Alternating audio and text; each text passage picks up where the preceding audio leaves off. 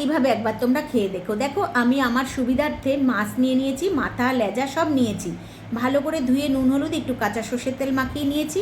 আর এদিকে পুঁইয়ের ডাটা নিয়ে নিয়েছি, যেগুলো আমি মাঝখান দিয়ে চিড়ে চিড়ে দিয়েছিলাম।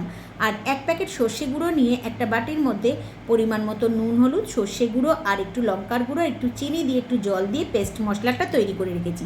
কড়াইতে 2 থেকে 3 চামচ মতন সর্ষের তেল দিয়ে দিয়েছিলাম।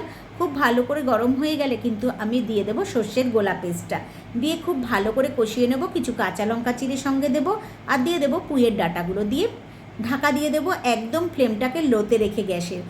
যত তাড়াতাড়ি মানে ডাঁটাগুলো একটু সেদ্ধ হয়ে যাবে, তারপর একটু কালো জিরে ছড়িয়ে দেবো, কারণ গন্ধটা এখন খুব ভালো আসবে। তারপরে আমি মাছগুলোকে কিন্তু নুন হলুদ মাখানো সাজিয়ে দিলাম। এবারে আমি পরিমাণ মতন জল দিয়ে ঢাকা দিয়ে দেবো। একবার খালি উল্টে মাছগুলোকে একটু উল্টে দেবো, একটু কাঁচা সর্ষের তেল দিয়ে দেবো। দেখো ডাঁটাগুলো কিন্তু সেদ্ধ হয়ে গেছে।